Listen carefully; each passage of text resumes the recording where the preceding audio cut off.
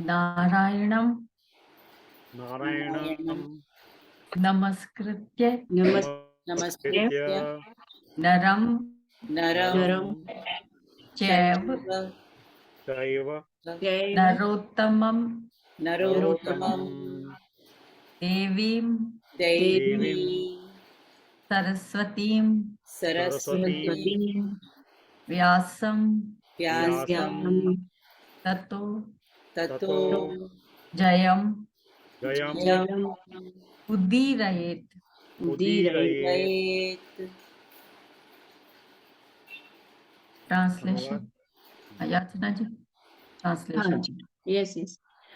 Before reciting this Srimad Bhagavatam, which is the very means of conquest, one should offer respectful obeisances unto the personality of Godhead, Narayana, unto Nar Narayana, Rishi, the supermost human being, unto Mother Saraswati, the goddess of learning, and unto Srila Vyasadeva, the author. Hare Krishna. Hare Krishna. तो पिछली बार हम we were discussing about the incarnations of the Lord, different incarnations of the Lord. So the second canto, in the second canto, Lord Brahma was explaining about the pastimes, the leelas of different incarnations of the Lord to Narada Muni. And the description given by Lord Brahma to Narada Muni was in very brief. And then each and every incarnation's elaborate description about the pastime is given in different cantos of Srimad Bhagavatam.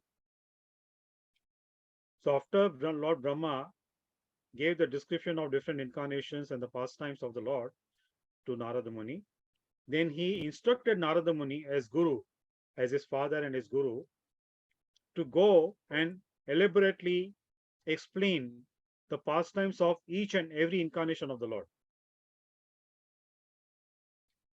हमने अलग अलग जो भिन्न प्रकार के अवतार हैं भगवान के, उनके विषय में बात की थी. There are different kinds of incarnation of the Lord. So we talked about those. Broadly speaking, there are 6 different categories. So the incarnation which directly is expansion of the Lord, those are called Amsha avatar. And the incarnations which are the associates of the Lord, the incarnations of the associates of the Lord, they are called Shakti-Avesh avatar. That means they come to the world bringing the message of the Lord for the benefit of mankind. And those are like Shakti-Avesh avatar. Like I mentioned to you that time, like Prabhupada, he came to this world, he brought the message of the Lord for the benefit of mankind. And what he did in his old age, when he was over 70, not an ordinary human being can do.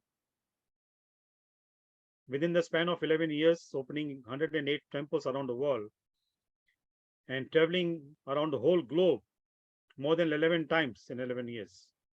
So an ordinary person, ordinary human being at that age cannot do all these things, what he did. So because he was Shakti-Avesh avatar, he was empowered by the Lord, and because of that, he was able to do it. So Lord Brahma gave very brief description of different incarnations like Matsya avatar, Kurma avatar, Vara avatar, Nashima avatar to Narada Muni, and then told Narada Muni to go and elaborately explain the leelas of each and every incarnation of the Lord. And with that message, with that instruction, what Narada Muni received from Brahma, his father and his Guru, Narada Muni went and met. Who did he go and see? We spoke about this in the beginning, first or second session of the our discussion. Who compiled the Bhagavatam? We offer our prayers in the beginning. Vedvyasi. Vyasadeva. Vyasadeva. Srila Vyasadeva. So Narada Muni went and met Srila Vyasadeva, and then he gave instructions to Vyasadeva to write Bhagavatam. Before that, it is said Vyasadeva had compiled 18 Puranas, 4 Vedas, and 108 Upanishads. But still, he was not satisfied. A person like Vyasadeva was looking very morose when Narada Muni met him in Badrika Ashram. So when Narada Muni instructed Srila Vyasadeva, based on the instructions what he received from his father and his guru Brahma, and when Vyasadeva followed Narada Muni's instructions as his guru, Narada Muni is his guru, then Vyasadeva wrote Srimad Bhagavatam, and after writing Bhagavatam, he was fully satisfied. So that's why it is said Bhagavatam is the Mahapuran.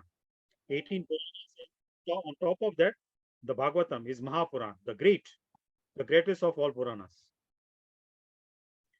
Why is it called greatest of all Puranas? Because in this Bhagavatam itself, the Leelas of the Supreme Personality of Godhead, Bhagavan Swayam, Krishna Su Bhagavan Swayam. So Leelas of Krishna Bhagavan, they are described very nicely. And in the second canto, I think in the chapter 8, text 4, Lord Brahma is telling Narada Muni that whoever hears and discusses the pastimes of the Lord, he naturally develops the taste to hear more about the Lord. And by hearing more about the Lord, his consciousness is purified and it is guaranteed for such a person to get liberated. Now, this is the guarantee given in the Bhagavatam by Brahma himself. So what more evidence we want, that this is the purifying effect of the Bhagavatam. So now in today's discussion, we are going to talk about Parikshit Maharaj asking different questions from Shukadeva Goswami. In the beginning also, we talked about what specific question Parikshit Maharaj asked. And when Shukadeva Goswami narrated to Parikshit Maharaj about the conversation between Lord Brahma and Narada Muni, and after hearing that conversation between Sri Brahma and Narada Muni, Parikshit Maharaj started asking more questions. So this topic also we discussed very briefly. This is the effect of Krishna Katha.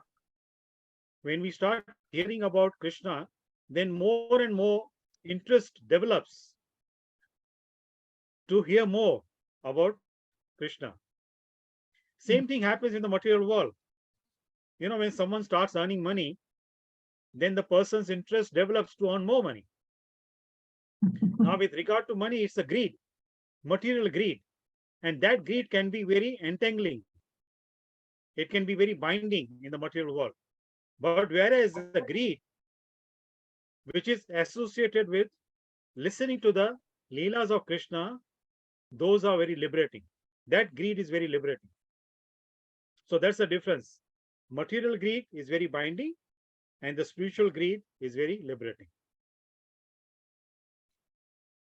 So Parikshit Maharaj asked Shukadeva Goswami, please explain to me in detail the pastimes, the Leelas of each and every incarnation of the Lord. Now, broadly, we spoke about it. Broadly speaking, there are 24 incarnations which are very elaborately explained in the Srimad Bhagavatam. Of course, Krishna has innumerable incarnations. Each moment he incarnates in different ways, in different planet, in different universe. So his Leelas are nirantara, eternal, continuously going on, not stopping. Like, now in India also, it's sunset, right? But in the European countries, American cities, we see the sun is rising. So sun is at the same place. But because of the position, geographical position of the earth, we see the sunrise and sunset.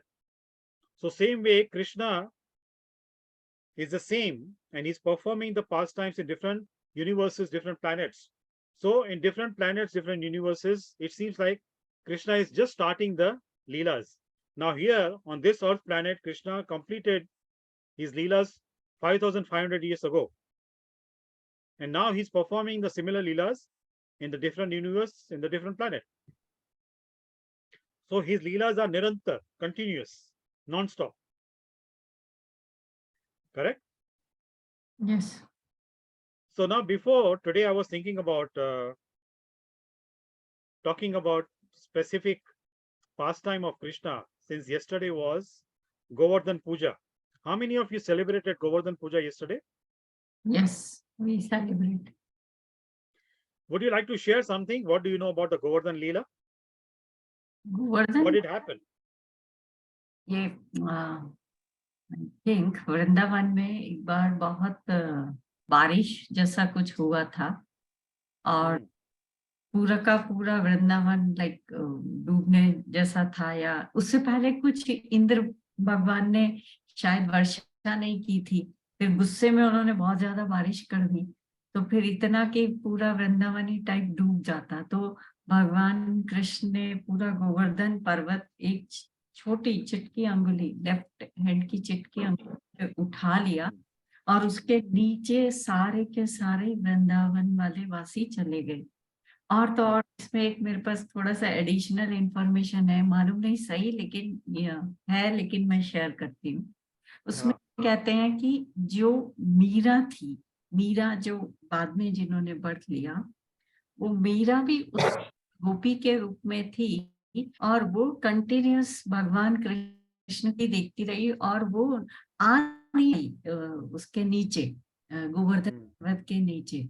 और क्योंकि वो दूर थी और बिजली चमकी जिससे उनकी वहीं पे ही डेथ हो गई, इसलिए नेक्स्ट जीवन में वो मीरा बनी ताकि उन्होंने उनकी भक्ति की। अब ये मेरी सुनी हुई है, it could be correct, it could not be. हाँ, इस प्रकार की बहुत सारी लोक कथाएं हमें सुनने को मिलती हैं भारत में। आप वृंदावन में भी जाएंगे तो बहुत सारी ऐसी कथाएं सुनने को मिलेंगी जो भागवतम में कदाचित न हो। They may not be included in the Bhagavatam, but there are so many these kind of stories, we can hear. These kind of incidents actually we can hear from the local people there in Vrindavan or Rajasthan. So I would not say whether it is true or false. It may be true. So we cannot negate. इसमें क्या होता है कि जो भी ऐसी कथा होती है, यदि उस कथा का परिणाम ये निकलता है कि हमें कृष्णा की भक्ति में रुचि बढ़े, तो वो कथा सत्य हो सकती है। जो कथा असत्य होगी ना, तो वो कृष्णा की भक्ति की रुचि नहीं बढ़ा सकती।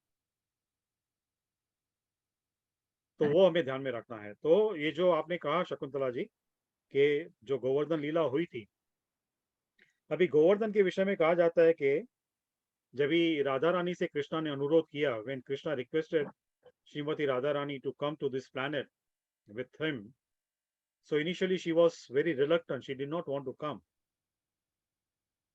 So when Krishna persuaded her more, requested to her more, then she said on one condition she would come to the material world on the earth planet in Vrindavan if Govardhan also comes down. Okay. Govardhan is there in the spiritual world also. Golok में भी Govardhan है, तो Govardhan का जो अवतार है वो यदि तो फिर राधा रानी भी आएंगी। तो Krishna requested Govardhan to come, then Govardhan agreed, and then when Govardhan agreed, then Radharani also agreed to तो come here. गोवर्धन की क्या इम्पोर्टेंस है स्पिरिचुअल वर्ल्ड में? Sorry? गोवर्धन की क्या इम्पोर्टेंस है स्पिरिचुअल वर्ल्ड में? कुछ तो हाँ, तो उसका जो साक्षात्कार है ना, वही यहाँ पे पृथ्वीलोक में भी हुआ था। तो उससे हमें पता चलेगा कि गोलोक वृंदावन में उसका क्या महत्व है। अभी पृथ्वीलोक में क्या है कि वो गोवर्धन जो है एक प्रकार से कहा जाता है कि हिमालय पुत्र था। अभी अलग अलग मनवंतर में, अलग अलग कल्प में वो वृंदावन में कैसे आया उसकी कथाएं हैं।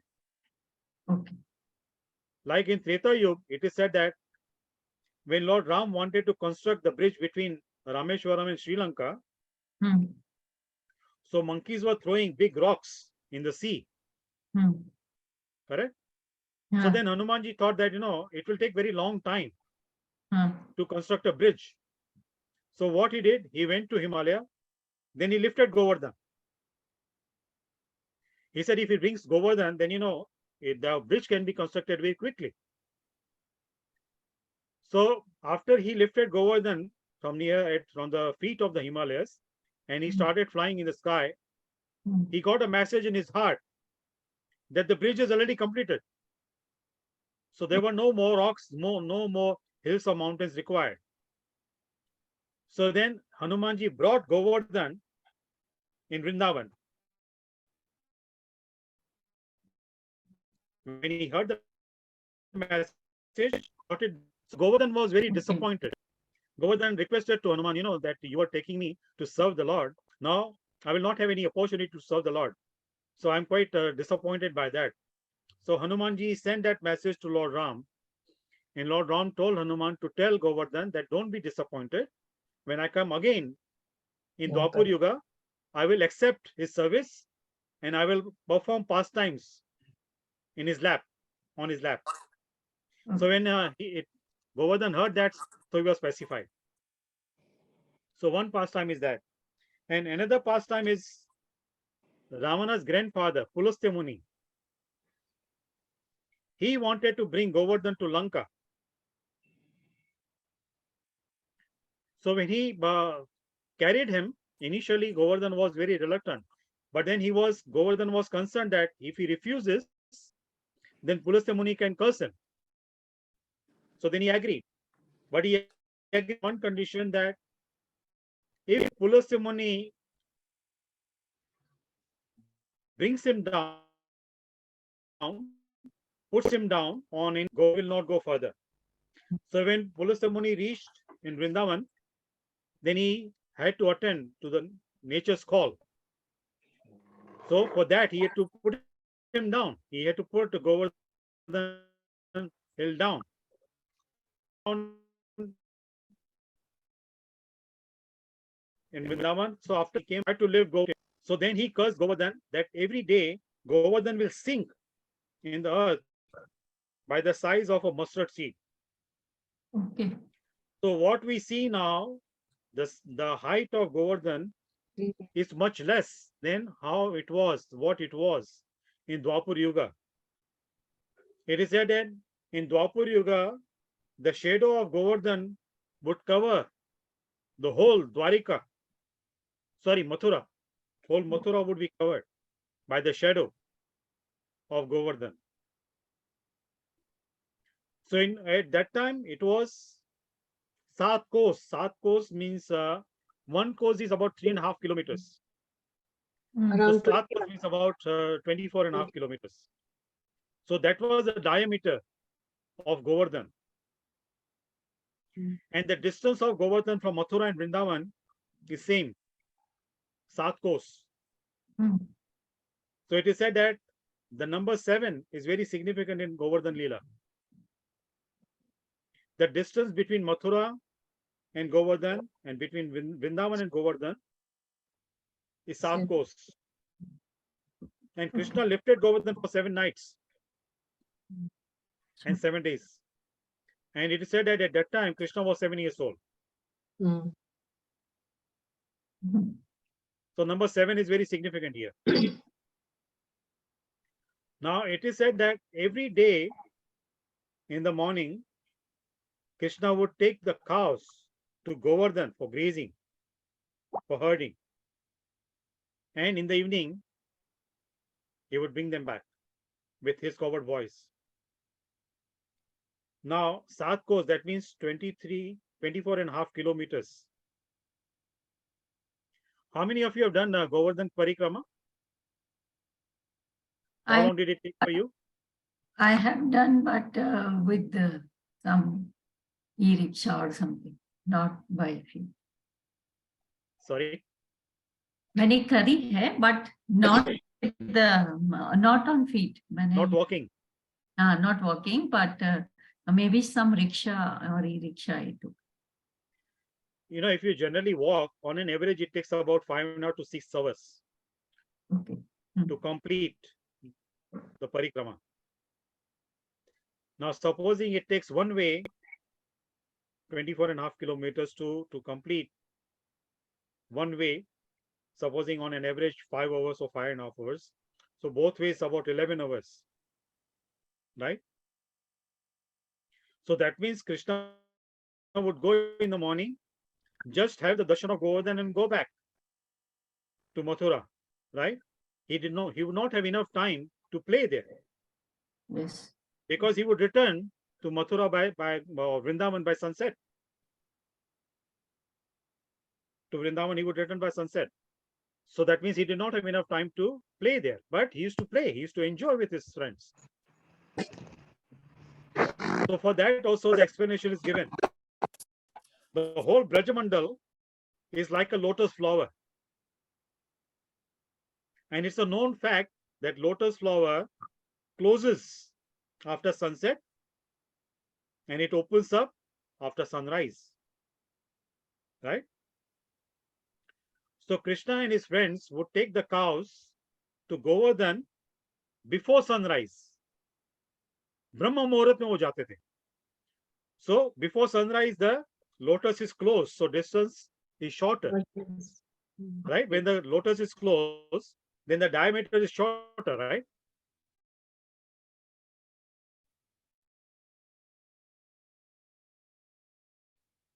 So by that, then the distance would increase. Then again, at sunset time, the lotus will start closing. So then Krishna would come. So the distance again is shorter. So it will take shorter time, not 5 hours or 6 hours. See logic? And intelligence. Yes, Krishna is the most intelligent. You know, the person who gives us intelligence, how intelligent he would be. Correct. So Krishna used to use this logic, you know, because of the lotus opening and closing at a certain time. So the background is why Krishna had to perform this Leela. Now Krishna does not like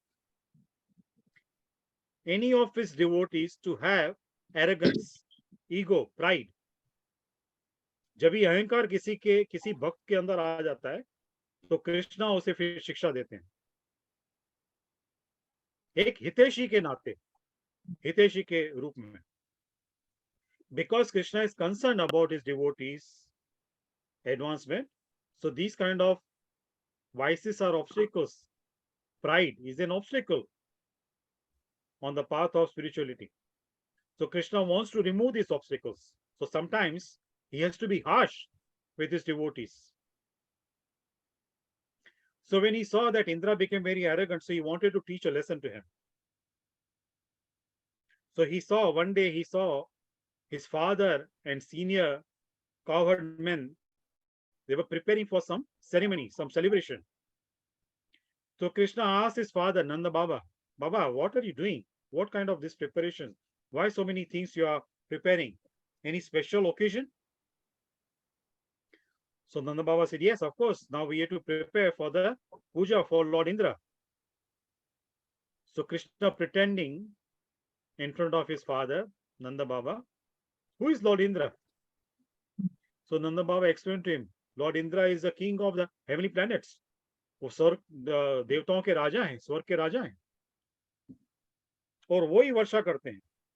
He is responsible for sending the rain, and when the rain water comes, we get the crops.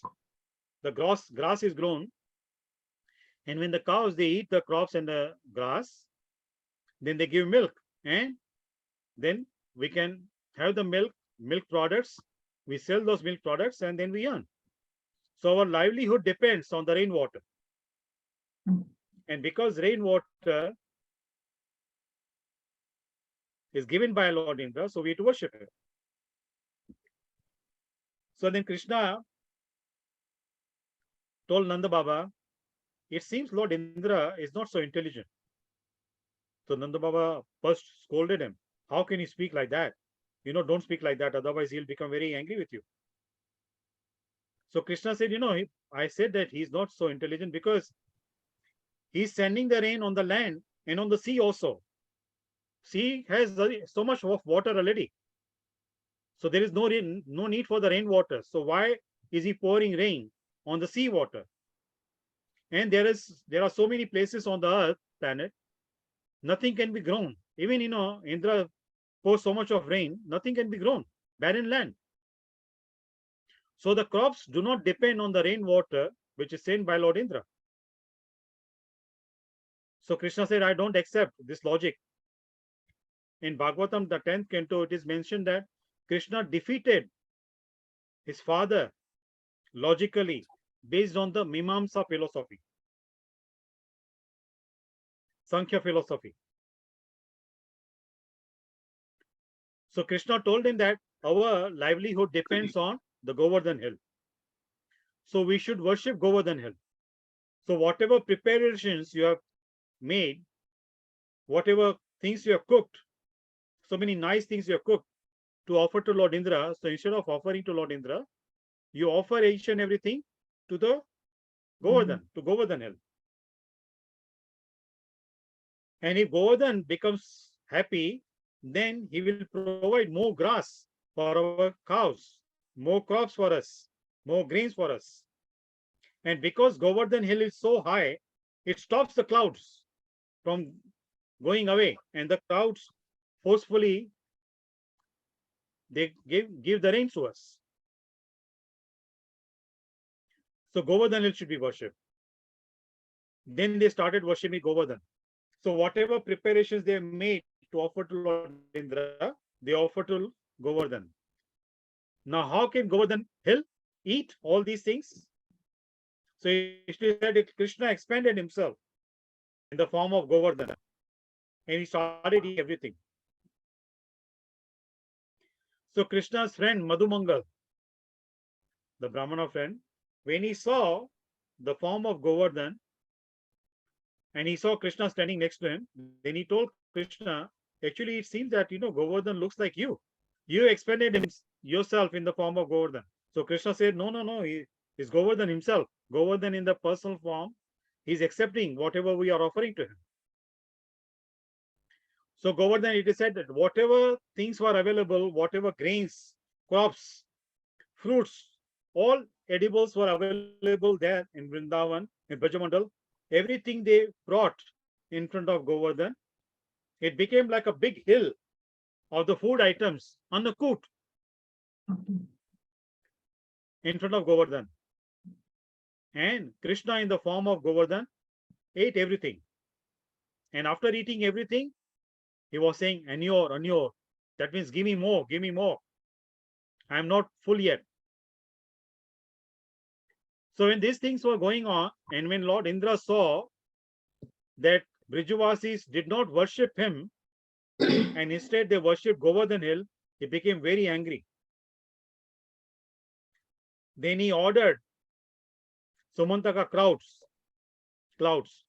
to go and pour rain on the Brajamandal and cause devastation. These clouds, these are specific clouds which are used at the time of devastation. प्रलय के समय इन बादलों को निर्देश दिया जाता है कि वो इतनी वर्षा करें कि प्रलय हो जाए, सब जलमय हो जाए, सब जल में डूब जाए. Everything should submerge in the water. So it is said that उनकी जो बूंदें होती है, droplets from these clouds, each droplet is like big pillar. तो इतनी वर्षा हुई कि सब बह गया, वहां से सब कुछ बह रहा था उसमें. So gopis and gopas, they became so scared and they started chastising Krishna. See, all is happening because of you. Now in our life also, many times if something goes wrong, we blame Krishna, right? सब भगवान ने किए. हाँ, सब भगवान आप ही कर रहे हो, आप ही ये सब बुरा कर रहे हो. जब भी सब कुछ अच्छा हो रहा है, सब मैं कर रहा हूँ. हाँ, when everything goes smoothly, we try to take credit. If something goes wrong, we blame Krishna or God. This is our human psychology, right? So Brijavas, now that there is difference between our thinking and Brijavasi's thinking. Now Brijavasi, they had confidence. If they chastise Krishna, Krishna will do something. Krishna will perform some leela. When we blame Krishna, we don't have so much faith in Krishna. We blame Krishna, we complain to Krishna with victim mentality. We are victimized. We are very innocent, right? Brajvasis, they did not think that they were innocent, but they had full faith in Krishna. So because they had full faith, they went to Krishna and said, now you have to do something about it. Apparently they were chastising him, but in their heart they were thinking Krishna will do definitely will do something. Like before also, so many calamities came upon Vrindavan and upon Brajvasis, and Krishna protected them. So having that strong faith, they went to Krishna. When we go to Krishna, when we have difficulty, we don't have so much faith. We still have some doubts. We say maybe Krishna can help us. Only when the problem becomes very, very severe and our prayers become very intense, then the faith becomes strong. Then Krishna himself makes our faith very strong in him. When he sees that our sincerity is very intense, our prayers are very, very sincere, then he helps us to have strong faith in him, and then he protects us. So when everybody went to Krishna, then what Krishna did? He lifted the whole Govardhan hill. Now Govardhan hill is part of the Brajamandal, whole Brajamandal, right? And there were millions and millions of gopis and gopas, and millions of calves and calves. So if you go now in Vrindavan, if you go to Govardhan, it's part, if it's very small part of the whole Brajamandal. So how can it be possible that all the residents of Brajamandal, not only gopis and gopas and gwalas, but all the calves and calves also, they fit. They were able to take shelter underneath the Govardhan hill. How could it be possible? ऐसा कैसे संभव हो सकता है? Any guess? वो गोवर्धन हिल एक प्रकार से छतरी बन गई उनके लिए, लेकिन जो गोवर्धन का आकार हम देखेंगे वो तो ब्रजमंडल से कम है, उसकी तुलना की जाए कम है. तो वो अभी आपने बताया ना कि उसको श्राप मिला है तो वो थोड़ा थोड़ा रिड्यूस हो रहा है. सही बात है, वो तो अभी कम हो रहा है. आपकी बात सही है, कलयुग में कम हो गया है, लेकिन तभी भी यदि हम द्वापर युग की बात करें, if we talk about Dwapar Yuga, at that time, of course, definitely it was big, but still it was part of the whole Brajamandal. Not only Govardhan hill was big, but the whole Brajamandal was big. Is it because by the touch of the just of the finger, little finger, it got expanded maybe because he was ecstatic. Absolutely, Yeah. absolutely. जब भी भगवान कृष्ण ने उसको उंगल से छू के ऊपर उठाया, तो गोवर्धन इतना प्रसन्न हो गया, प्रसन्नता के कारण उसका आकार बढ़ गया. Because of the ecstasy he felt when Krishna lifted him, he felt so blissful, so happy, and because of that happiness, he expanded himself. Same thing it is said when Krishna appeared on the Ashtami of the Shravan month of Bhadrapad. अष्टमी के दिन चांद का आकार आधा होता है. Yes. लेकिन जब भी कृष्ण का जन्म हुआ तो चंद्रमा आकाश में ऐसे दिखा जैसे पूर्णिमा का चांद हो. Like a full moon night. Yeah. Yes. You want to say something? No, never noticed this thing. Yeah, because he wanted to have a full look of infant Krishna. Why why the moon became full moon on the 8th night? For the light. So it should be half, because Krishna appeared in the lunar dynasty. वो चंद्रवंशी है ना. तो जब चंद्रमा ने देखा कि मेरे वंश में भगवान कृष्ण का अवतार हुआ है, तो वो भी प्रसन्न हो गए बहुत, और प्रसन्नता के कारण उनका आकार भी बढ़ गया जैसे पूर्णिमा का चंद्रमा हो. भगवान राम का जन्म हुआ है सूर्यवंश में, और भगवान कृष्ण का अवतार हुआ है चंद्रवंश. तो भगवान राम दिन के 12 बजे पैदा हुए, तब पूरा तेज पे होता है. हाँ बराबर, यस भगवान कृष्ण रात की रात को। बात में पैदा हुए जब चंद्रमा फुल उसमें होता, यस, एब्सोल्युटली एब्सोल्युटली और चंद्रमा उच्च का भी था उस दिन जब भगवान करेक्ट। कृष्ण पैदा हुए, हाँ, रोहिणी नक्षत्र था, करेक्ट। रोहिणी नक्षत्र था और वृषभ राशि थी। वृषभ राशि, वृषभ राशि में चंद्रमा उच्च का होता है। यस, वृषभ लग्न वृषभ राशि, करेक्ट। यस, उच्च का मतलब क्या हुआ इसमें शकुंतला जी? लाइक ये एस्ट्रोलॉजी में कुछ साइन में कोई प्लैनेट उच्च का होता है, कोई प्लैनेट नीच का होता है, कोई उनका साइन है, ऐसे अलग अलग होता है। that means in that zodiac sign the potency of the moon increases Yes. Okay okay ज्यादा पावरफुल होता है। when he is in the top position, so his position is top, so the potency also is very strong, okay right? So Govardhan का आकार बढ़ गया, वो सभी उसके नीचे आके उन्होंने शरण ली। अभी 7 दिन 7 रात्रि भगवान कृष्ण ने उसको छोटी सी उंगल पे बाएं हाथ की, अभी हमारी आम भाषा में भी हम बोलते हैं ना, जब भी कोई आसान कार्य होता है हम बोलते हैं तो मेरे बाएं हाथ का काम है। तो ये भगवान कृष्ण के समय से चलते आ रही, ये कहावत चलते आ रही है। भगवान कृष्ण ने बाईं उंगल पे उठाया था, वो भी उंगल पे नहीं उठाया था, नखून पे उठाया था। तो यहाँ पे कुछ लीलाएं हुई थी, जब भी भगवान ने उठा के उसको रखा था, 2-3 रात्रि हो गई, तो जो मधुमंगल उसका मित्र था, बहुत ही प्रिय मित्र था उसका, घनिष्ठ मित्र थी उनके बीच में, भगवान कृष्ण और मधुमंगल के बीच में।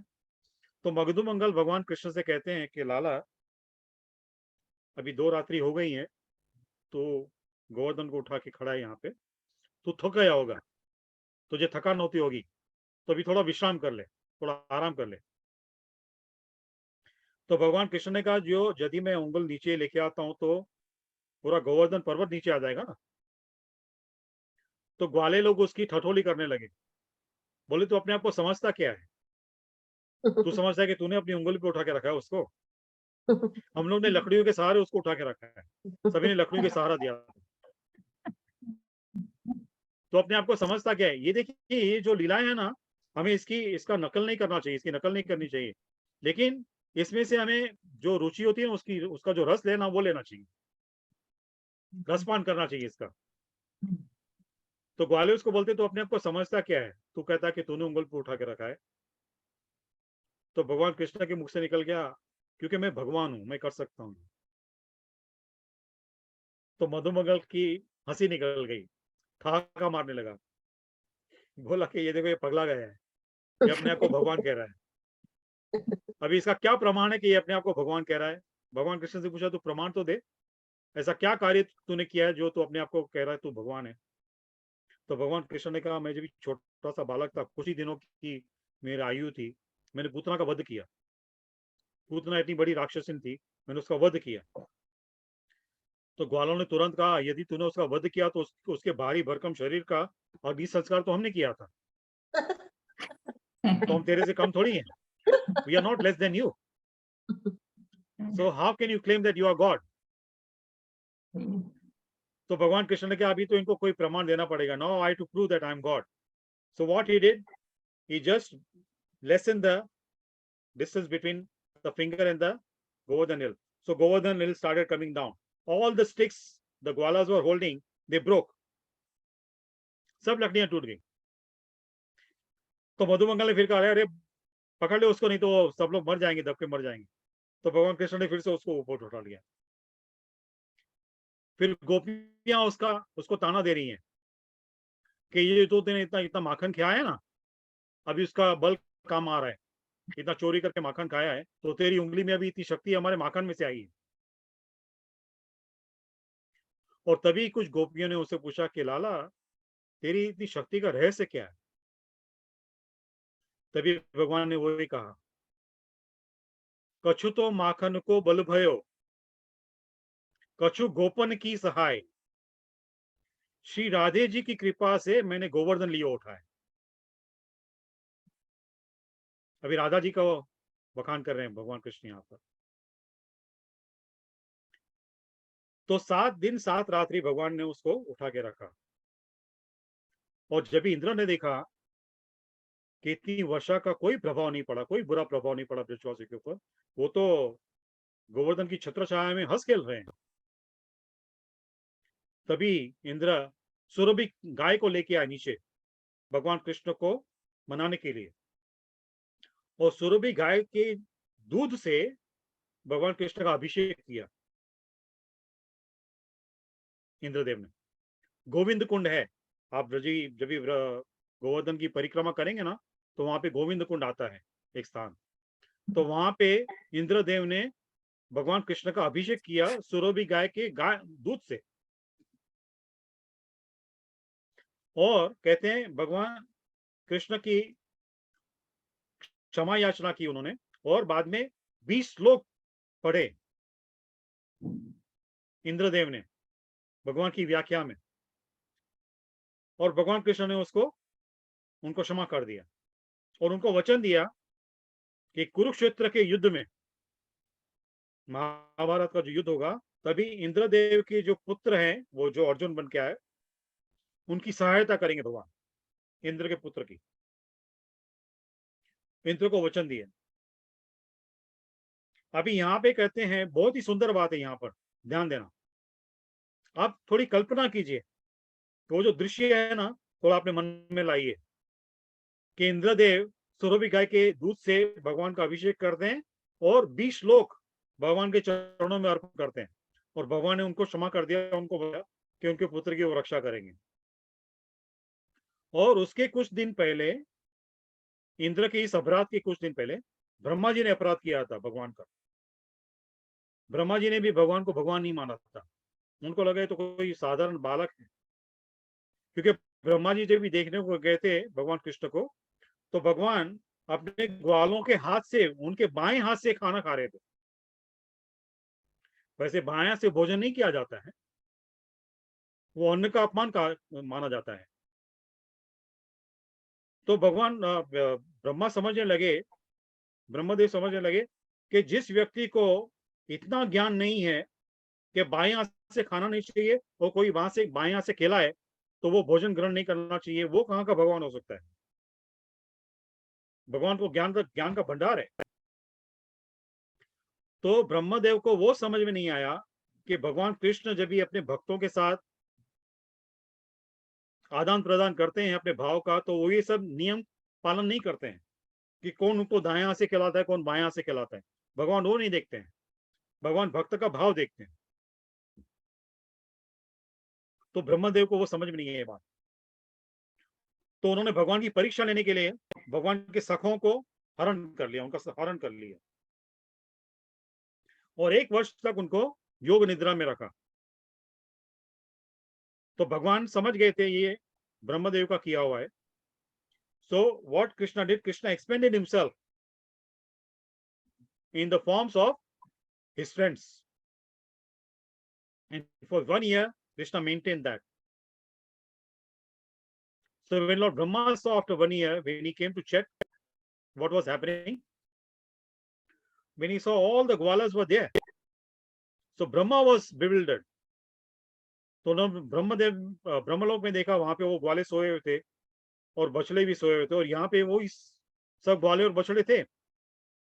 तो भगवान कृष्ण ने क्या किया, सभी बछड़ों को अंतर ध्यान कर दिया, और जो ग्वाले थे उनको विष्णु का चतुर्भुज रूप में लेके आए। तभी ब्रह्मा का अभिमान टूटा और अज्ञान छूटा, और तभी उन्होंने भगवान से क्षमा मांगी। और ब्रह्मा जी ने 40 श्लोक पढ़े भगवान को प्रसन्न करने के लिए। कहते भगवान कृष्ण ने उसकी ओर देखा भी नहीं, उसकी ओर ध्यान भी नहीं दिया। और now if we compare the position of Lord Brahma and position of Lord Indra, Brahma is much higher than Indra. In Brahma's 12 hours, 14 manvantaras happen. That means 14 Indras come and go. Only in Brahma's day, 12 hours. So from that perspective, if we say Indra is nothing in front of Brahma compared to Brahma. So Brahma's offense was only he stole Krishna's friends and some calves. He did not affect any gopis and gopas, seniors, people in Vrindavan. Brahma did not affect them at all. Only small group of Krishna's friends and some calves. Whereas Lord Indra's offense was so great that it affected the whole Brajamandal. Everybody was affected. Everybody felt miserable initially.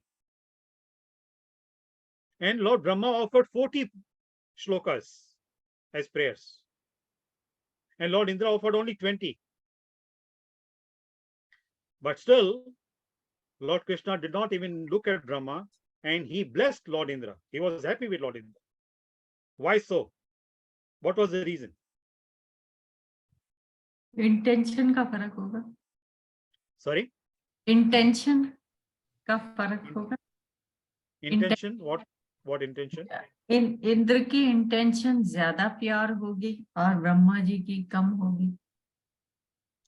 नहीं, intention तो दोनों की ऐसी थी. दोनों भगवान को भगवान नहीं मानते थे, और दोनों ने फिर भगवान की ऐसी परीक्षा ली.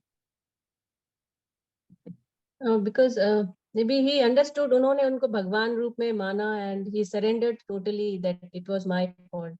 Like Even Lord Brahma also did the same. Okay. Lord Brahma also realized his mistake and he asked for forgiveness. But Krishna didn't even look at him. तो फिर ये भी काय कि अभिषेक की वजह से क्या? Because Exactly, Abhishek. hmm. See what happened? When Brahma committed offense, he separated Krishna's friends from Krishna. Hmm. When Indra committed offense, because of Indra's offense, everybody came close to Krishna. Gwal Bal were very priya to him, no? He could not. Yes. And for 7 days, 7 nights, they stayed together. Hmm. Otherwise, what was happening before? In the morning, Krishna would go with group of his friends. So gopis would be waiting for his darshan whole day.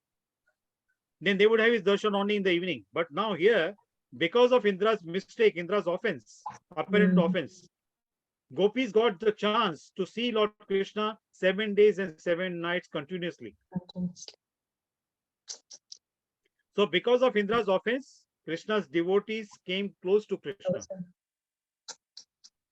So कहते हैं, यदि कोई भगवान और भक्त के बीच में विरह उत्पन्न करता है, if someone creates separation between Krishna and his devotees, Krishna doesn't like that person.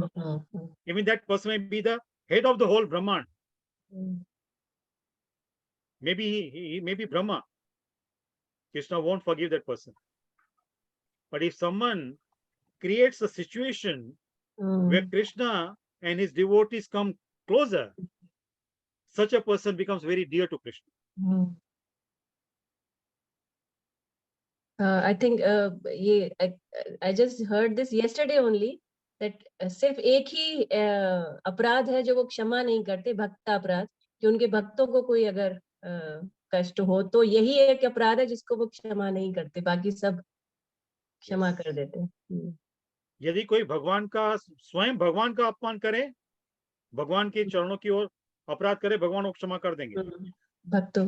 लेकिन यदि कोई भगवान के भक्त का अपमान करता है तो भगवान सह नहीं कर सकते. अभी हमारे साधारण जीवन में भी ऐसे ही होगा ना. In our normal regular life also we see, like suppose a couple, they have some children, right? So if the neighbors say something wrong about the parents don't mind much. But if someone causes any trouble to the children, parents feel very offended. Right? So the devotees are like children of Krishna. So when someone commits any offense towards Krishna's children, Krishna's devotees, that Krishna cannot tolerate. Krishna cannot forgive. Since we are talking about this offense towards Krishna's devotee, one very prominent incident from Bhagavatam, some of you may know. Have you heard of Ambrish Maharaj? Yes. Can you share with me something about Ambrish Maharaj? I don't remember exactly. There is some story like कथा जिसमें उन्होंने उनके भक्त को ही कुछ क्या किया था जिसकी वजह से exactly I don't remember. I think Amrish महाराज जो हैं नमस्कार। वो भी सूर्यवंशी थे। उन्हीं के वंश में बाद में भगवान राम आए थे। तो अमरीश महाराज ने एकादशी का व्रत रखा था। महाराज Amrish was observing Ekadashi Vrat. So next day on Dwadashi, when he was supposed to break the fast, during specific time, the fast is to be released, is to be completed. So during that time, Durvasa Muni visited him. And Durvasa Muni told him that, I'm going to take bath in the river. By the time you prepare for my meals. So Amrish Maharaj was waiting for him. So Durvasa Muni took longer time than expected. And Amrish Maharaj was going to miss the time to break the fast of Ekadashi. If he had missed that time to break the fast, his fast would have been gone in vain, wasted. So Amrish Maharaj asked his Purohit, Raj Purohit, what is to be done in this situation? So the Raj Purohit told him, his Guru told him, that you drink some water and break your fast. Don't eat any grain. कोई अनाज नहीं ग्रहण करना, केवल जल का ग्रहण करो और अपना व्रत छोड़ो. You release the fast by just drinking water. Because Amrish Maharaj used to observe Ekadashi Vrat by abstaining from water also. So his Guru told him, if you drink water, that means you are the fast, so your fast will remain intact. So you won't be like, it won't go wasted. It won't be wasted. So when Durvasa Muni came back and he heard that Amrish Maharaj drank water before feeding him, before offering him the food, Durvasa Muni became very angry.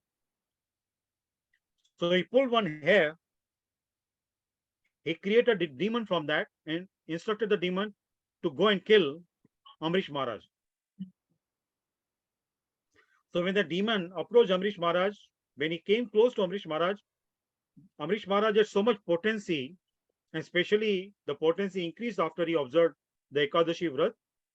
So usme itna tej tha, so much of effulgence, so much of Agni was there, that demon got burnt in that fire.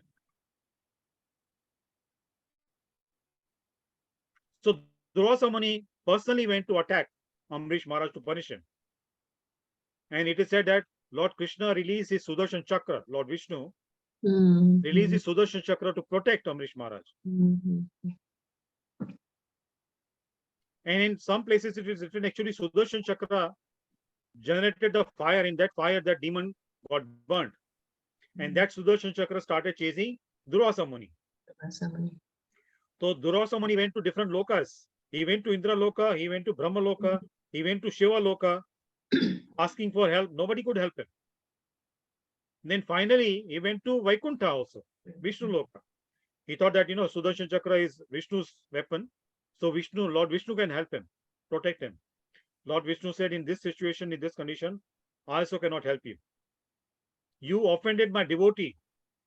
So unless and until he forgives you, you have to be prepared to be killed by my Sudarshan Chakra. So Durvasa Muni came back to Amrish Maharaj and he fell at his feet. Amrish Maharaj immediately felt embarrassed, because great Vaishnava. He could not see that a sage, a great sage, is falling at his feet. So he immediately picked Durvasa Muni up and he offered his obeisances to Durvasa Muni. And then Sudarshan Chakra became calm. So it is said, that Krishna can tolerate if someone offenses Krishna himself. But if someone commits any offense at the feet of any Vaishnava, any devotee of Krishna, that Krishna cannot tolerate. It is called mad elephant aparadh.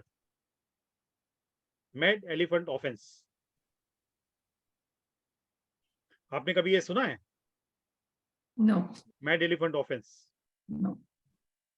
वो कहते हैं जब भी हाथी पागल हो जाता है ना, तो जब भी अपने पैर पछाड़ता है किसी भूमि पे, तो कहते हैं उस भूमि पे कुछ उपज ही नहीं सकता है. Nothing can grow on that land. That is called mad elephant offense. तो mad elephant offense हो ना, तो फिर जो भक्ति का जो लता बीज होता है ना, वो नष्ट हो जाता है. फिर भक्ति नहीं उपज सकती वहां पे उसके हृदय में. So we need to be very mindful, very careful when we deal with pure devotees. Pure devotees are talking about. दम्भी लोगों के साथ ऐसा कोई अपराध का अर्थ नहीं होता है, उसका इतना प्रभाव नहीं होता है. कलयुग में दम्भी लोग बहुत होते हैं ना. और जो वास्तव में जो भक्त होते हैं ना, वो अपने आप को भक्त कभी नहीं मानते. वो बहुत ही तुच्छ मानते हैं अपने आप को. So yes, so coming back to after hearing about Govardhan Leela, now we come back to our before we proceed, any question here about Govardhan Leela? There is a person वो कुछ पूछ रहे थे, but now he's not there. There was a question, chat में था एक question, he just wanted to ask a question regarding milk and dairy. Milk and dairy. हाँ. Dairy products. Yes, but abhi that person is not connected. I think he तो was chat box में तो प्रश्न तो होगा ना. हाँ, बस यही question था. I just want to ask a question. Can I ask a question regarding milk and dairy? हाँ, तो वो elaborate नहीं किया, क्या प्रश्न है. हाँ, वो दूध और दूध के पदार्थ के विषय में. I think now he केवल लेना चाहिए कि नहीं लेना चाहिए. correct. Maybe now he is disconnected. उसको कुछ issue है. Okay. Yes, next So time. maybe the question may be like, whether we should drink milk or not. I think in one of the sessions we talked about it. See, the milk, if we talk from the scriptures perspective, even from the perspective of Ayurveda, is a universal food item, provided it is pure, coming from a good quality cow, organically herded cow. They say, they said, if a newborn baby cannot be fed by the mother due to some reasons, so that baby can survive on cow's milk. And a very old elderly person who may be on his deathbed and no food item can be digested by such a person also can survive on milk. Again, provided is pure. Unfortunately, nowadays, because of the commercialization, the way the cattle they are taken care of and the way they are milked, the cows are milked, actually it's kind of very painful for the cows. So for that reason, many people, they don't drink milk. Once one devotee asked question from Srila Prabhupada on the same line that, whether we should drink milk or not, because the way the cows are milked in the commercial dairies, it is very painful for the cows. So Prabhupada said, milk is very dear to Lord Krishna. So if we offer the milk to Krishna, after that we can drink that milk. And if we offer the milk, then the cows from whom the milk is taken, those cows also will be pacified, and in future they will not be tortured. So for that reason, for the benefit of the cows also, who feel pain when they are milked, when the milk is taken from their udders, so for their benefit also, we should take the milk and offer to Krishna first, and pray to Krishna that Krishna should relieve such cows from the pain and give the intelligence to those people who are milking the cows, so that they should be very careful when they milk the cows. So for that reason, for the benefit of the cows, we should offer the milk to the cows and then we can drink that. So yeah, nowadays because of that, these kind of things which are happening around the world. So there are many people who, what they call them, vegans, right? They are vegans. They don't take any dairy product. They don't drink milk. Their diet is plant-based. So this is what I would like to say in reply to that question what was put on the chat box, in the chat box. Any other question?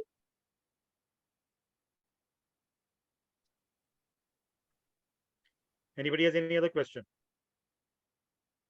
No, as Okay.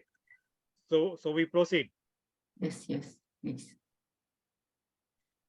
Now we were talking about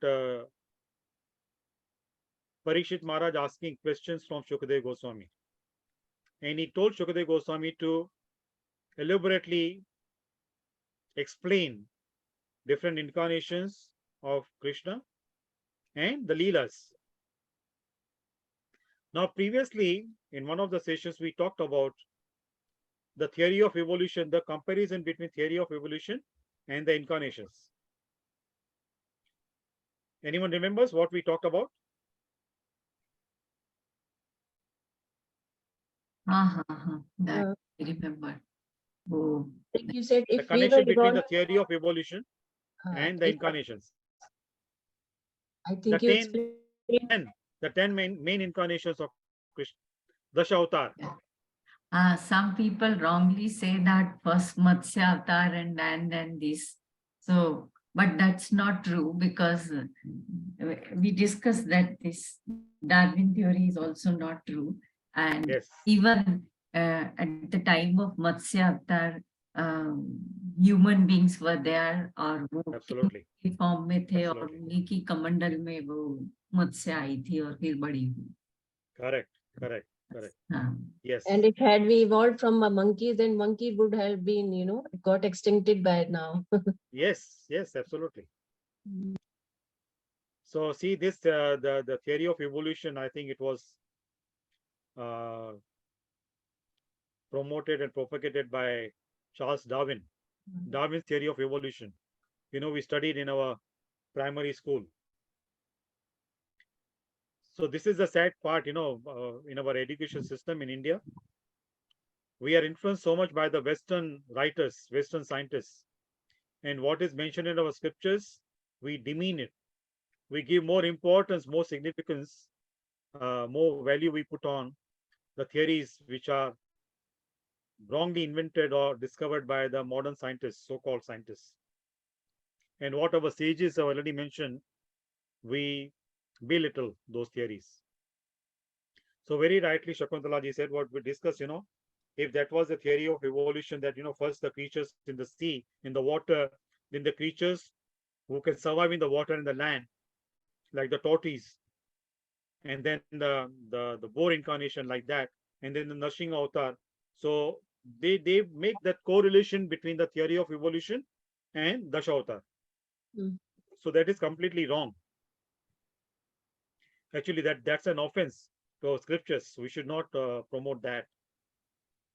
That kind of message was it became very viral about 2 or 3 years ago. And on WhatsApp, many people, I received few times from different people, same message. The conversation between a young man and his grandmother. So when the young man told his grandmother about the theory of evolution, then she said, actually, this theory of evolution is mentioned in the scriptures, the Dasha Avatar. And she started correlating that. So by correlating that theory of evolution with our scriptures, she was endorsing the theory of evolution. That is right. So actually, that is completely wrong. We need to be very mindful about it. So yeah, coming back to this incarnations part. So 10 incarnations are very prominent, and then there are more 14 incarnations. So total 24 incarnations are more discussed in the Bhagavatam. And of course, as I said, there are innumerable, uncountable incarnations of Krishna Brahma told Narada Muni in the conversation that one can be successful in counting the dust particles, the sand particles of at the any seashore. हम वो गिन नहीं सकते ना? Correct. We cannot count the particles, the sand particles there, or dust particles. But nobody can succeed in counting the incarnations of the Lord.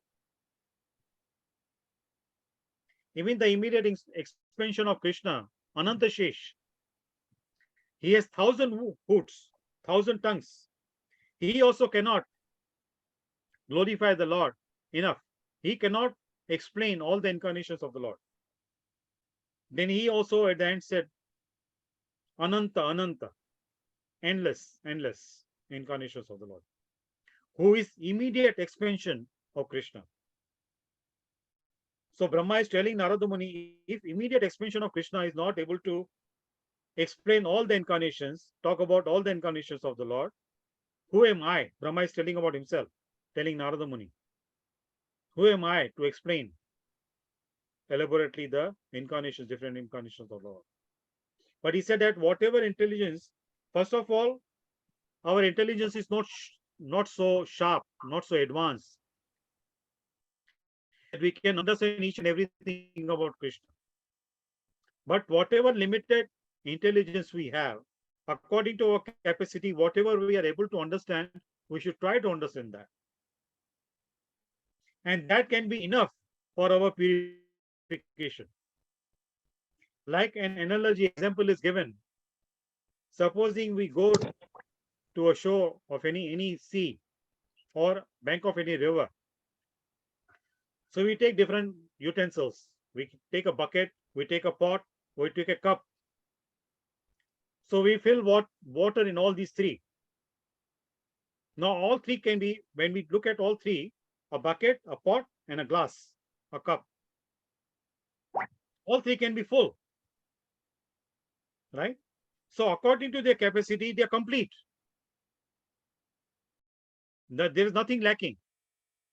But when we compare all three together with the quantity of water in the river or the sea, they are very minute. The quantity of water is very little compared to what we see, what quantity of water we see in the river or in the sea. So same rule applies here. Krishna's qualities are unlimited, and our container of intelligence is very small, very limited. Capacity is very limited. But whatever capacity we have, if we use that capacity to the fullest extent, then we become qualified to go back to Krishna Loka. Because whatever capacity Krishna has given us, we are using that to the full extent, fullest extent. So that will be very pleasing for Krishna. So there is nothing wrong in that. We should not only think that, oh, we are less intelligent, we cannot understand Krishna. Yes, of course, we cannot understand Krishna. But whatever ability we have, if that ability we use to the fullest extent, then Krishna is very pleased. Each individual's capacity is different.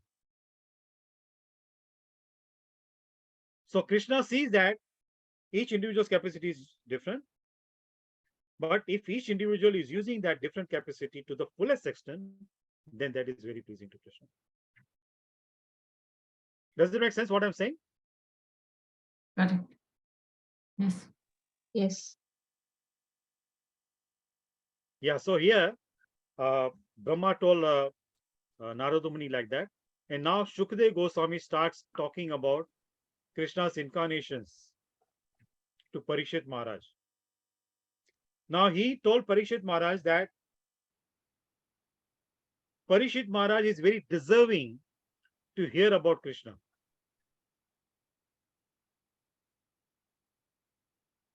Why did he say to Parikshit Maharaj that Parikshit Maharaj is very deserving person?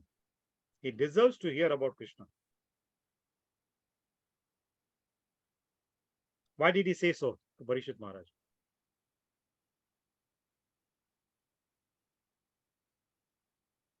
वो बहुत ही ज्ञानी और धार्मिक थे इसलिए. Correct, क्योंकि उनको और पता था कि यस और शकुंतला जी। उनको भगवान कृष्ण ने बचाया था ना वूम में। हम्म। So Shukdev Goswami knew about it. हाँ, This is the same person who was protected by Krishna himself when he was in the womb of his mother. And now here when he says, he told Parishit Maharaj that you are a deserving person, you deserve to hear about Krishna, that when Krishna Katha is such, it is not meant for any Tom, Dick and Harry. It is so valuable, so pure, that it cannot be discussed so vaguely. This is what Krishna told Arjuna also. He told Arjuna, the knowledge I am giving you, please do not share this knowledge, sublime knowledge, to a faithless faithless person. If the person doesn't have faith in me, please don't share this knowledge with him. Otherwise, that person will commit an offense. Mm.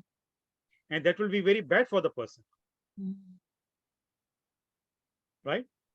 So, valuable gem we cannot give to small children to play with. Otherwise, the children will damage the gems because they don't know the value of the gems or any jewel. So, this sublime knowledge also is very valuable. Now, this is what Krishna does. Krishna told Arjuna here, Shukdev Goswami also like the same thing. That means it should not be shared with an undeserving person. But what Srila Prabhupada used to say, that in Kali Yuga, Krishna's devotees, they are more merciful than Krishna himself. Because they don't discriminate like that. They distribute it freely. And Krishna himself set that an example. Set that kind of example. Krishna himself came in the form of Chaitanya Mahaprabhu and he started distributing the Harinam, Hare Krishna mantra freely to everybody. Because he said that in Kali Yuga, people are not generally deserving to hear about him. So Krishna's Maha Mantra will purify them and then they will qualify to hear about Krishna.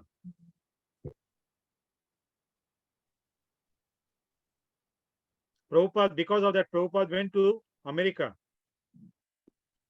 in mid-60s. And then in America, people that did not know who is Krishna, who is Ram. They were drug addicts, very low-class people. But to such people also, among such people also, Prabhupada distributed Harinam without any discrimination. So this is the mercy of a devotee.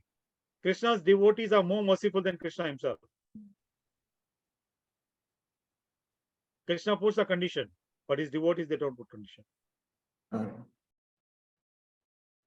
So Shukdev Goswami told Parishit Maharaj that you are a very deserving person. So I will be very happy to share with you about Krishna's pastimes. Amongst all the incarnations, he told Parishit Maharaj, Krishna is the topmost because he's the avatari. And others are avataras. Others are his incarnation.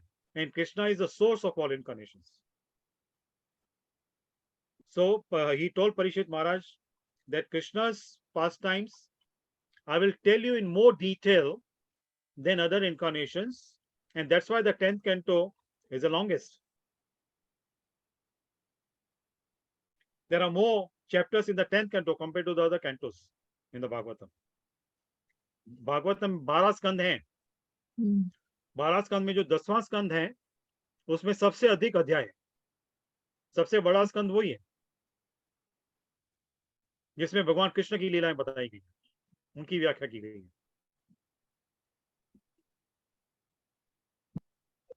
So Sukdev Goswami told Parishit Maharaj that I will tell you Krishna's leelas in more detail than other incarnations. Like for example, in the 3rd canto, Shukdev Goswami, he combined Vara avatar, two Vara avatars in one at one place, in one conversation between Rishi Maitreya and Vidura. There were two different timings, different time when Vara Dev appeared. One is called Shweta Varaha, other is called Rakta Varaha. So Shukdev Goswami combined both incarnations at one time. But when it came to talking about Krishna himself, very elaborate explanation.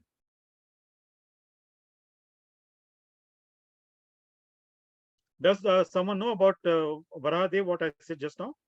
Shweta Vara and Rakta Vara. I think we talked about it also very, very briefly in one of the sessions. Who is Varahadev?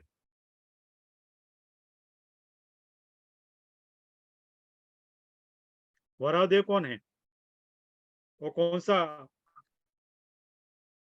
अवतार है भगवान का? What form is that? Wild boar. Sorry? Boar. Yes, the boar incarnation. In common language, you can say pig, you know. Yeah. Hindi में साधारण भाषा में बोलते हैं सुअर Yes. और डुक्कर, करेक्ट? तो एकदम तुच्छ प्राणी है वो, तो भगवान ने उसका भी अवतार लिया था पृथ्वी का उद्धार करने के लिए। तो एक बार भी संतुलन बिगड़ गया था, when the balance in the universe of the planets were disturbed and the earth planet went down in the deep waters. So Varahadev appeared, Shweta Varaha, the white. Shweta means white. So he brought the earth back in the orbit. And second time was, sorry? No, nothing. He balanced the earth on his nose. You know, that On the tusk, John. yes, yes. And second time was, he had to fight with Hiranaksha. Yeah, yeah. So Hiranaksha ने भी पृथ्वी को नीचे दबा दिया था, तो उसके साथ युद्ध करके फिर उन्होंने पृथ्वी का उद्धार किया था। तभी भी अपने दांतों पे टस के ऊपर उनको लेके आए थे पृथ्वी को ऊपर। So that was because at that time he had to fight with Hiranaksha. So क्रोधित हो गए थे, he became very angry, so he became very red. So that is Rakta Varaha. So one was Shweta Vara, other was Rakta Vara. But those both incarnations were combined together. Shukdev Goswami told Parishit Maharaj about both the incarnations at the same time in the conversation between Maitreya Muni and Vidura. He did not elaborate too much about that. So in ninth canto, he talked about Lord Ram also. So Lord Ram's incarnation also, उनके अवतार के विषय में भी बहुत संक्षेप में बताया भागवतम में, 9वें स्कंद में। लेकिन जब 10वें स्कंद का समय आया, भगवान कृष्ण का समय आया, पूरे विस्तार से उनकी लीलाओं का बखान किया। So from this also we can understand, because Shukdev Goswami is an authority on the Bhagavatam. So in the Bhagavatam, 24 incarnations are described, and the authority of the Bhagavatam is focusing more on Krishna. So from this also we can understand how significant Krishna is, how significant his leelas are. Krishnastu Bhagavan Swayam.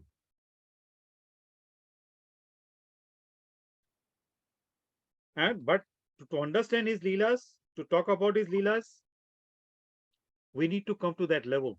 Otherwise we may misunderstand. इसलिए पहले 9 स्कंद में, in 9 cantos, Shukdev Goswami is talking about different incarnations. Now, Parishit Maharaj is already purified, so there was no problem if Shukdev Goswami directly told Parishit Maharaj about Krishna's pastimes. There was no problem. But he was putting the Bhagavatam in the written form for the benefit of mankind, and particularly for the people like us in Kali Yuga. So for our sake, for our purification, He wanted us to purify ourselves first before we talk about Krishna's pastimes. Otherwise, we may commit offense. If we misunderstand any Leela, so that also is considered as an offense. So for our purification, for our protection, Shukdev Goswami took his time to talk about different incarnations in 9 cantos, and then in the 10th canto, he started talking about Krishna's Leelas. So in a philosophical realm also, from the scriptural perspective also, we need to follow certain etiquette, certain principle, how we evolve spiritually. And according to our evolvement, more and more knowledge will be revealed to us. Because more purification will happen, and then more knowledge can be revealed. Like, when we, in childhood, you might have used a pencil with a sharpener. जो जितना हम उसको घुमाते थे, उसकी जो nib निकलती थी वो बहुत गहरी होती थी, तीखी होती थी, right? It will become sharper and sharper, the point of a pencil, right? The more we roll it inside the sharpener, the sharper it becomes. So same way, we need to churn our heart, churn ourselves, so that we become purified. And more, when we are purified, then what happens? The pencil which is sharper, the words can be very sharp also. Anybody can read those words. So when our consciousness becomes purified and we become qualified to discuss and hear about Krishna's pastimes, and then when we share those pastimes with others, others also can relish those pastimes. So we should not jump directly to the 10th canto. Of course, Prabhupada also said, that Bhagavatam is like a sugar cane. जो गन्ना होता है ना, उसको किसी भी छोर से खाइए, किसी भी भाग से खाइए, वो मीठा ही होगा, उसकी मिठास कम नहीं होगी। लेकिन यदि उसका रस बराबर लेना है, तो उसको ऊपर के छोर से लेना चाहिए, धीरे धीरे नीचे तक जाना चाहिए, तो पूरे रस का उसको हमें लाभ मिलेगा, उसकी मिठास का हमें लाभ होगा, और उसमें से फिर हमें तृप्ति मिलेगी।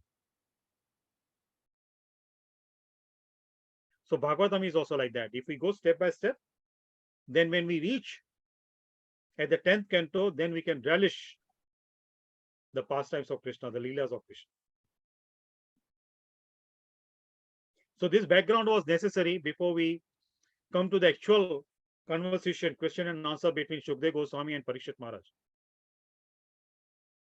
Any question here or any point anybody wants to raise?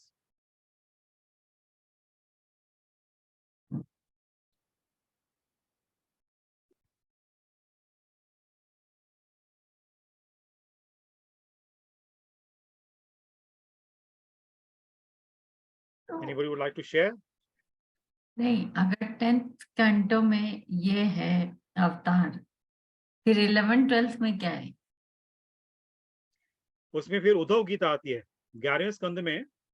Okay, जब भी भगवान छोड़ के जाते हैं, अपनी लीला समाप्त करके जाते हैं, तो उसके पहले वो उद्धव को निर्देश देते हैं, he is giving instructions to Uddhav, तो वो उद्धव गीता है 11वें स्कंद में। और फिर 12वें स्कंद में in the 12th canto the symptoms of Kaliyuga are very elaborately mentioned by Vyasadev, कि कलयुग में क्या क्या होगा, क्या क्या दृश्य लोग देखेंगे, और वो सब हो रहा है।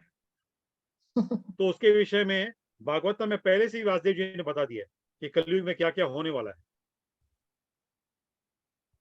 उनकी दिव्य दृष्टि ऐसी थी कि वो भविष्य में देख सकते थे भविष्य में क्या होने वाला है, और उन सभी बातों का उल्लेख, he has mentioned those points, those symptoms already in the 12th canto of the Bhagavatam, what things are going to happen in Kali Yuga. And many things we are already witnessing. Yes. Already witnessing. Like the best example, now I was in Mumbai. I just came back to Hong Kong last Sunday. In this season also, there used to be very heavy rain in the evening, practically every day. Yes. Yeah.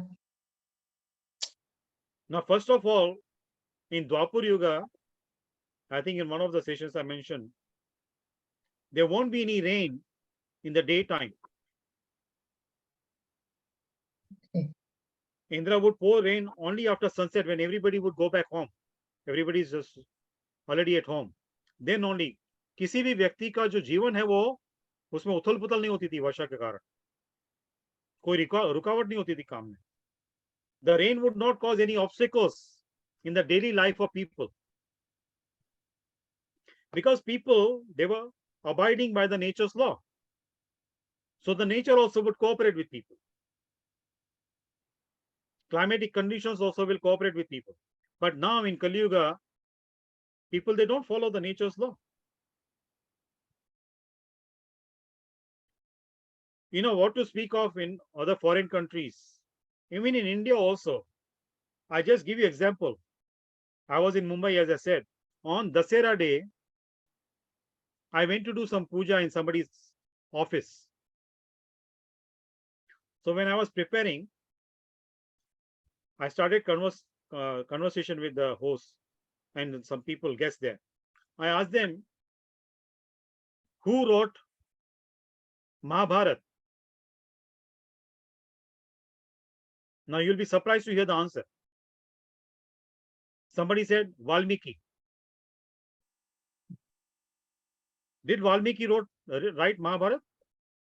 Ramayana. Valmiki wrote Ramayana, right? Yes. Now this I'm talking about people in India. If somebody had given this answer here in Hong Kong, I would have said, oh, accept it, because people, they don't know much. But so-called Hindus in India, they do not know who wrote Mahabharata. So this is the influence of Kali Yuga. People, they are very much involved in doing rituals. वो पूजा पाठ करते हैं, जो उन्होंने बड़ों को देखा है परिवार में करते हुए, वो भी करते जाते हैं.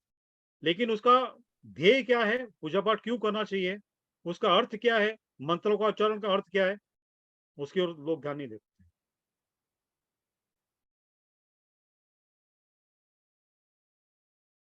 और मैं आपसे, अभी दिवाली का समय था ना, I want to share with you an incident here in Hong Kong. In 2004-2005, 2 years, we went to do Diwali Puja in big businessman's office, diamond merchant in Hong Kong. So 2 years consecutively we did. Third year, before Diwali, I called the office, spoke to the manager to fix the time for puja. The manager is telling me, Panditji, you take too long to do puja. Can you finish within 15-20 minutes? I said 15-20 minutes I need to prepare for the puja. At least we need 45-50 minutes to do Diwali puja. He said, sorry, my boss's wife is saying that it is taking too long. If I can finish within 15-20 minutes, then I can go to do the puja. Otherwise, they will call somebody else. I said, better you call somebody else. So on that year, I didn't go. So after some time, in one of the friends of that businessman's house, I meant to do one havan. So there the topic came up. So I heard from that person that that businessman, he became insolvent. He had to close down his Hong Kong office and run away. रातों रात उनको भागना पड़ा यहाँ से. Now you see, Lakshmi ji is giving you so much wealth, so much kripa, showering upon you. For such Lakshmi ji, you don't have 1 hour in 1 year. It is too long for people. 1 घंटा भी बहुत ज्यादा हो जाता है, बहुत अधिक हो जाता है. तो यदि हम अपने धर्म का पालन बराबर नहीं करते हैं, तो हमारी जो धर्म हमारी रक्षा कैसे करेगा? हम भगवान से अपेक्षा बहुत रखते हैं. We expect a lot from God, but very little also service we don't want to render. It is too much for us. Other things, material things are more important for us than offering some service to, some puja to the Lord. And when something wrong happens, oh, what is the use of doing all these pujas, you know? भगवान तो कोई सहायता करते ही नहीं.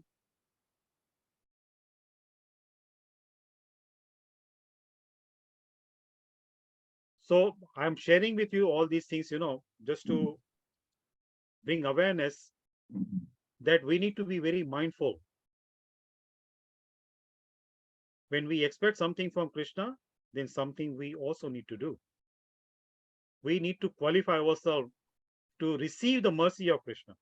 Of course, his mercy is unconditional, but still some endeavor has to be there. Some sincerity has to be there. So this part is mentioned in the 12th canto. What will happen in Kali Yuga? There won't be any temple left in Kali Yuga.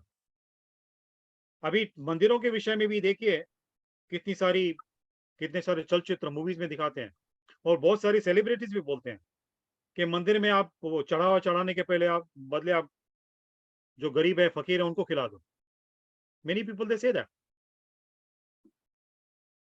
Of course, it is good to feed the poor people, but not at the expense of the charity work what you do in the temple.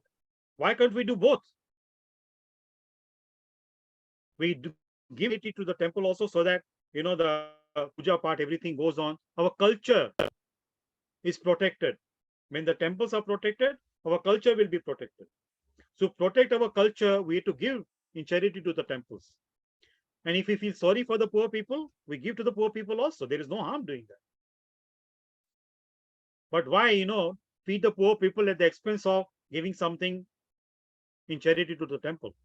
Either or. It should not be the case. It should be both. We should do both. Does it make sense what I'm saying? Yes, yes. Yes, definitely. Even our Prime Minister is doing so much of work. Yes. Reaching all the temples. So that's Yes. Yes, he's trying to restore the temples. So, you know, it is said that Yatha Raja Tata Praja. So because he is doing that, now so many Hindus are waking up. Right. Otherwise they were sleeping, you know. So if we take, जब भी हम धर्म की रक्षा करेंगे, तो धर्म हमारी रक्षा करेगा. So it is our responsibility to protect our culture, protect our tradition, protect our religion.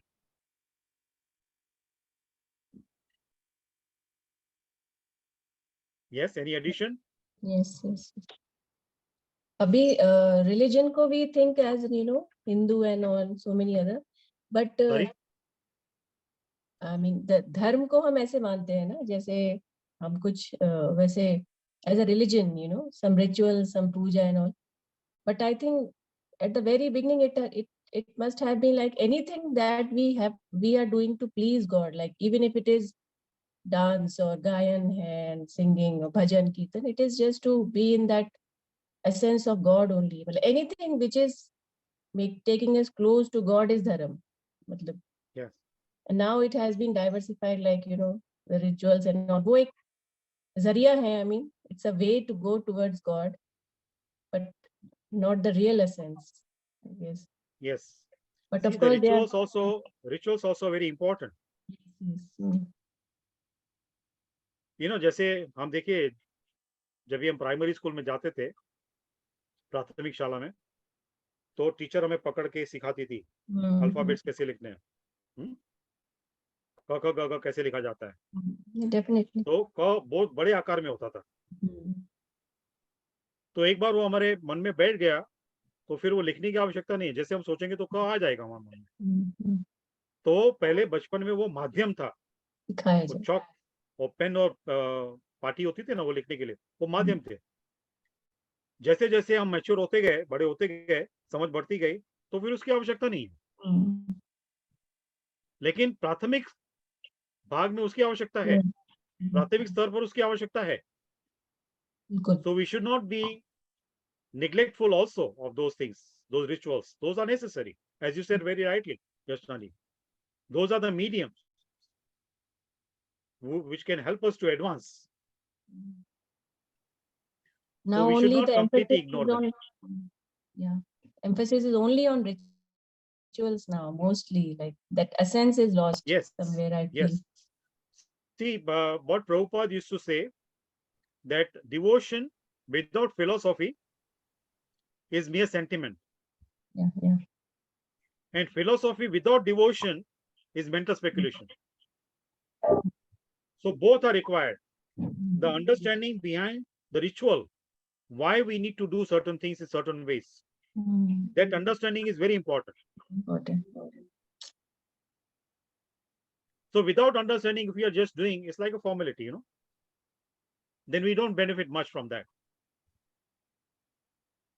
So as we discussed in one of the sessions, that Krishna says these kind of activities also, rituals also, they are in mode of goodness, mode of passion, and mode of ignorance. So जब भी हम पूरे ज्ञान के साथ करते हैं कोई भी पूजा पाठ, वो समझ के साथ कि हम क्या कर रहे हैं, क्यों कर रहे हैं, उसका ध्येय क्या है, तो फिर उसका हमें पूरा फल मिलता है. यदि टाइम पास के लिए करते हैं, दिखावे के लिए करते हैं, तो उसका हमें फल नहीं मिलेगा पर्याप्त.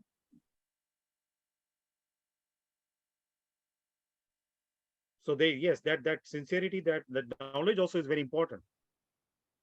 That why are we doing certain things? What is the purpose behind it? So that knowledge is very important. Right. और ये जो धर्म का जो भाषांतर किया गया है, the translation of धर्म, religion, that is not right. That is not appropriate. It doesn't match.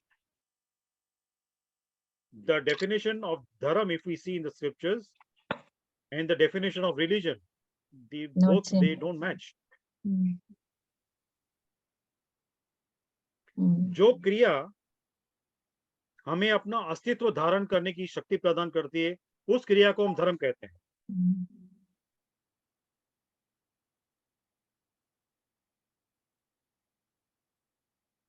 So उसकी जो व्याख्या है ना, बहुत ही फैली हुई है. It's very vast. It cannot be brought in the limited boundaries of religion, the definition of religion. So because people, they do not understand the proper concept of dharma, such people, they define dharma so much in their own ways. Unfortunately, such people become both big scholars. They start defining dharma. So sometime, some other time we can discuss more on this topic also. But the point I want to make here, that everything is mentioned in the Bhagavatam. If we read the 12th canto, the symptoms of Kali Yuga, some of the symptoms are very shocking. But those things are going to happen. Those predictions were already made by Vyasadeva.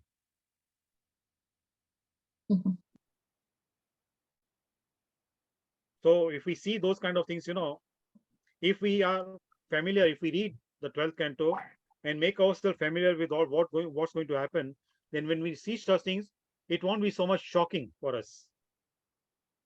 Because we are aware, these things are going to happen already. Acharya ji, what is it? This is what I've heard, that only very small fraction of Kali Yuga has been passed till now. It's a long, huge. So what exactly is the duration? I just don't remember. 432,000 years. 432,000 years. Okay. Yeah, that's the duration of Kali Yuga. 5,000 has gone by. Only 5,500 years have passed so far. Much to see still. Yeah, that we need to endeavor in such a way, we need to advance in such a way that we don't come back again. 4,000. Because see, when we deserve to be born again as a human being, it may be after thousands of years later. Yeah. तो तब तक तो कोई मंदिर भी नहीं बचेगा. अभी भगवान की दया से हम ये इन विषयों के विषय में बात तो कर सकते हैं एक दूसरे से, भागवतम के विषय में, तभी तो भागवतम भी नहीं रहेगा, रामायण भी नहीं रहेगा, कोई वेद नहीं रहेंगे, कोई उपनिषद नहीं रहेगा, तो कैसे अपने आप की शुद्धि करेंगे हम? Now is the time. Now is the time. Yes, now is the time. That's the right thing you said. Now is the time. Don't wait for future. Our guru used to say always, we don't accept, we don't believe in post-dated checks. जैसे वो दुकानों के ऊपर लिखा रहता ना, आज नगद कल उधार. So encash whatever, encash in the sense, don't take it as a literal form. Just take the full advantage of this human form of life.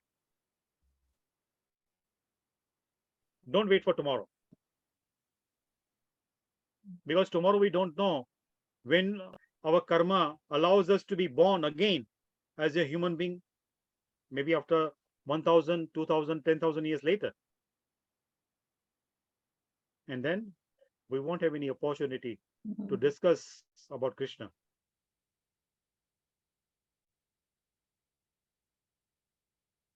So yes, now is the time, what you said very rightly. Now is the time. Yes. So today I will stop here, and then we will go into details between the conversation what took place between Shukdev Goswami and Parikshit Maharaj. Very, very interesting, very deep philosophical question and answers. And if you have time, please read from the second canto, chapter 8, 9, 10. Okay. I think it's up to 11 chapters, I think, if I remember. All right. So please read. Then it will become more interesting to discuss. So on कोई the जब भी पहले से आप पढ़ लेंगे तो कुछ बातें आपके मन में आएंगी कि ये भी बात डिस्कस करनी है बहुत डिटेल में, then it will become more interesting. Chapter 7, 8, 9. 8, 9, 10. 8, 9, 10. Okay. ये अभी जो मैं बात कर रहा था, ये जो conversation between Shukdev Goswami and Parikshit Maharaj, that is in the chapter 8. Okay. Very quickly, I'll tell you how many chapters are there. Abhi, we are on second canto. Yes. Because- Second canto, yes. Okay.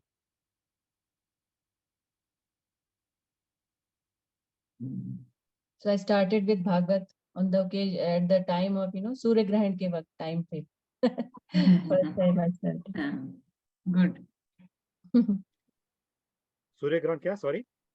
Abhi solar Start. eclipse था ना, day before yesterday. So I just हाँ, started. वो India में था, हाँ, India में. यहाँ Hong Kong में नहीं था. हाँ. Correct. हाँ, चैप्टर 10, 10 अध्याय है इसमें. Okay.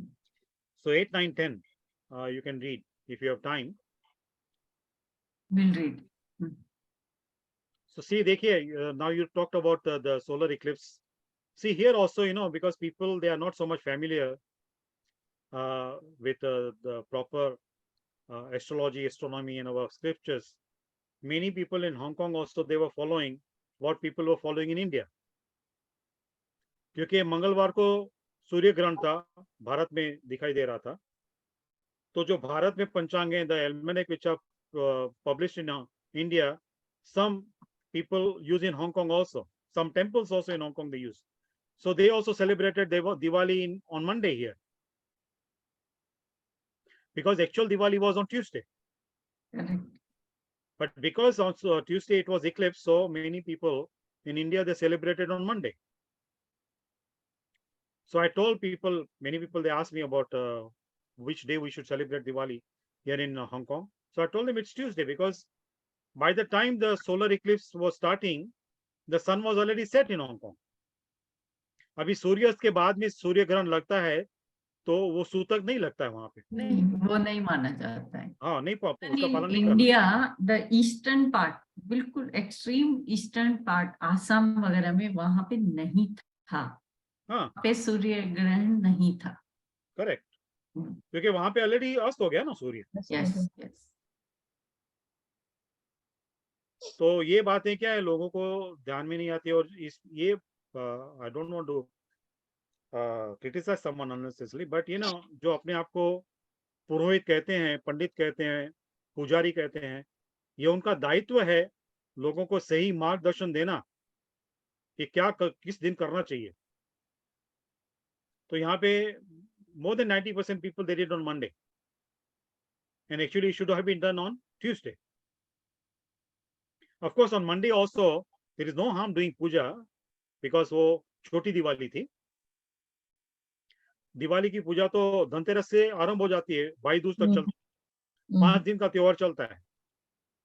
But as far as the precise Diwali puja, Chopra pujan particularly concerned, that was to be done on Tuesday, Diwali day, Amavasya. Actually, Amavasya started in the evening. So Correct. It started on Monday was evening. there. Night was with Amavasya. Correct. But अभी जो सनातन धर्म में है ना, तिथि वो पालन की जाती है जो उदित तिथि होती है, जो सूर्योदय के समय तिथि हो ना, वो पालन की जाती है. तो अमावस्या मंगलवार के सूर्योदय के समय थी, सोमवार के सूर्योदय के समय नहीं थी. सोमवार के सूर्योदय के समय 14शी थी, अमावस्या बाद में आरंभ हुई है. तो यदि अमावस्या के व्रत का पालन करना है, अमावस्या की पूजा करनी है, तो वो मंगलवार को की जानी चाहिए.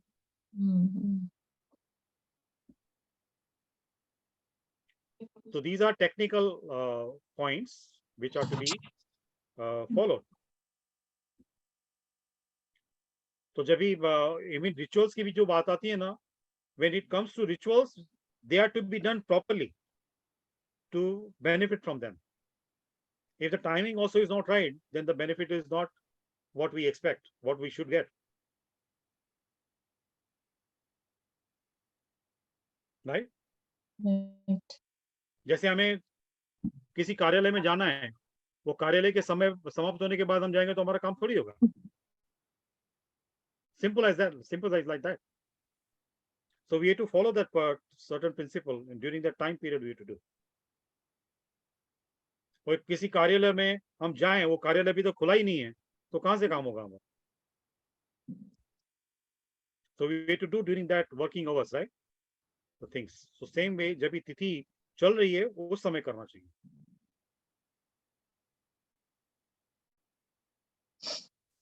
Yes. So please, Yes. I would request to all of you to read from 8th, 9th, and 10th chapter of the second canto. Then we can discuss next time. Sure. We'll read. Yes. Yes. Yes. We'll read. Thank you. Hare Krishna. Hare Krishna. Thank you. Thank Hare you, Krishna. Swamiji. Thank you so much. Hare Krishna. Thank you, Swami. Thank you. Acha.